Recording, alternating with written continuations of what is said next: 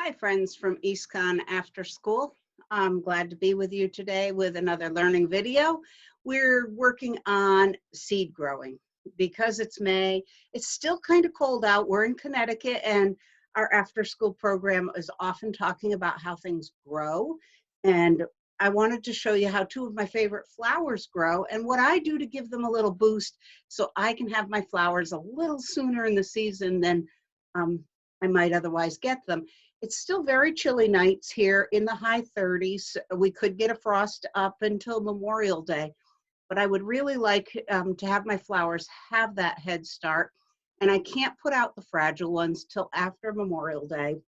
But now that it's early May, I know I'm getting close. So this is how I'm going to speed it up.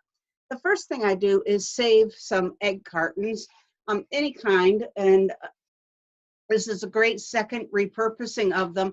I cut the lid off and make it two pieces, and then the lid can go underneath the cups and be a little extra reservoir if the water seeps through. Now this one is styrofoam, which isn't very earth friendly, but it works good as a growing thing. Now in this instance, I'm going to show you, I've saved my empty eggshells, and they're in the little cups, which hold them perfectly.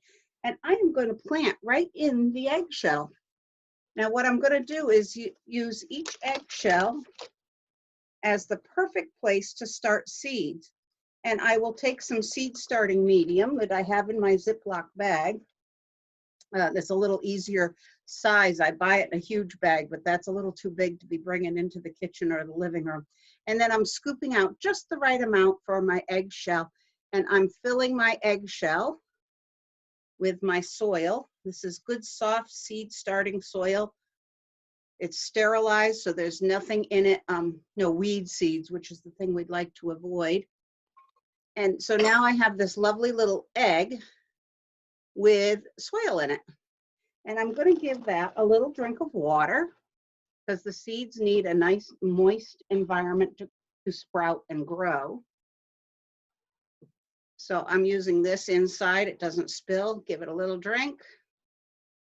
And now that it's got a little bit, I can pack down that soil a bit. I'm going to give it just a bit more.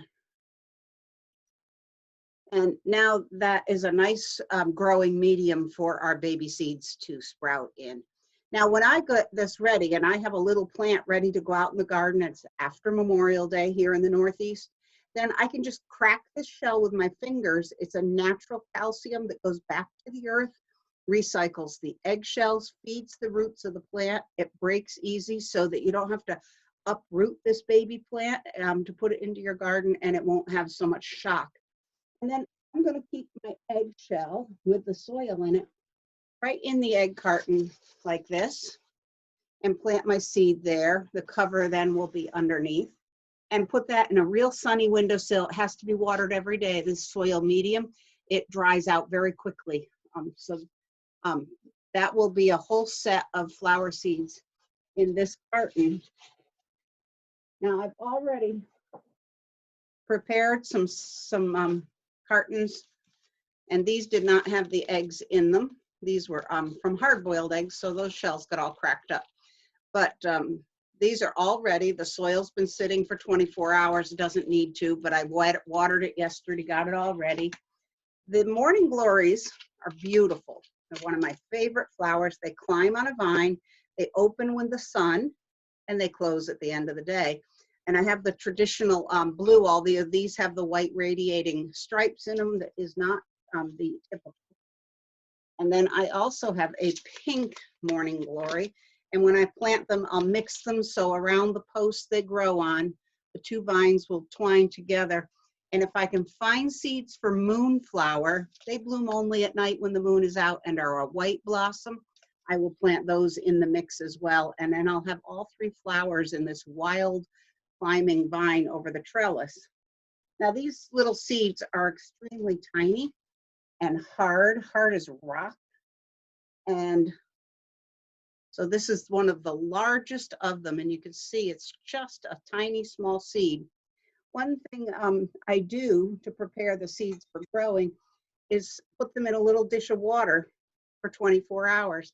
So all my seeds are in here, and I'm going to do They've soaked, and one is already starting to open and sprout its little root out. Not sure you can see this, it's so small.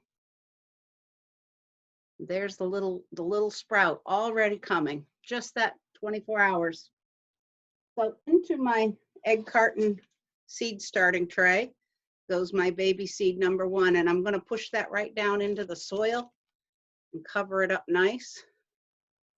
Kids love the tactileness of this, so I think you're going to enjoy. Don't worry about it. This is clean dirt, which moms may not agree that there's anything such as clean dirt, but this is healthy, wholesome, sterilized, and in goes the little seed. And I just use my finger to get it under the soil. It needs a little blanket of soil covering it, just like you'd tuck in your little tiny tot.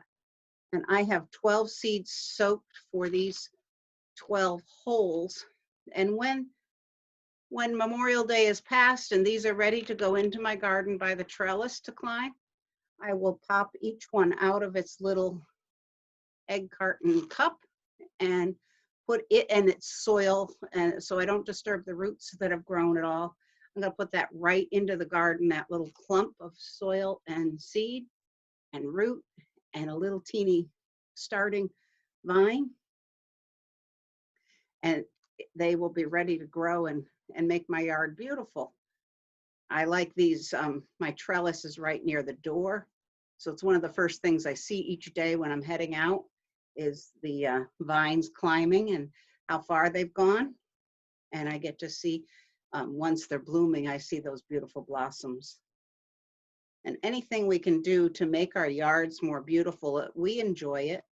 The wildlife and the birds enjoy it. And so do our neighbors and the people driving by. They call that curb appeal. It's kind of a fancy term. We don't live in the kind of neighborhood that worries about curbs, because I live way out in the country. But people do drive by and admire your yard if you have nice plantings and flowers. So now all 12 are in bed in the soil. I'm going to give them another drink of water. Even though I pre-soaked this yesterday, these are my blues. That's got a good drink of water in there. And these are ready for the windowsill, and I'll carry them over as soon as I'm done with the pinks. And here's an empty tray for my pinks. I will label these later so that I know which is which when I plant them. The pink seeds are a tiny bit smaller than the blues. And here is, well, I got some dirt on my fingertips, but here we go. Here it is, and it's already beginning to sprout, and in it goes. So 12 of these to go in. Tucking them in, covering them up. See if we can do this batch a little quicker than the last. I can't wait. So I don't expect I will have flowers now until probably around the 4th of July. That would be a good time. That would be a full 5 weeks. May take a little longer than that before I have flowers. But into the heat of summer and the beautiful part of the summer, they will be there blossoming, and I'll be able to enjoy them every day. So when I transplant them to the garden, it's really, really important that if it doesn't rain that day, I try to choose a rainy day or at least a cloudy day for the transplanting. And I like to do that so that the sun isn't giving them a hard time and taxing them.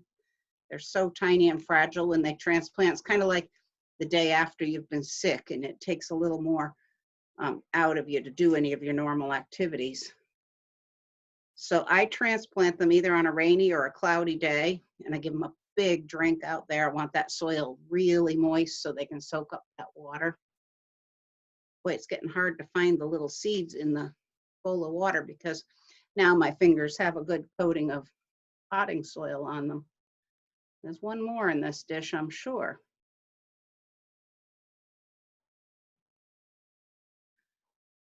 Oh, that's not it. That was a clump of soil. I can't find it. I wonder if it's stuck to my finger. So the water got quite dirty with my fingers in it.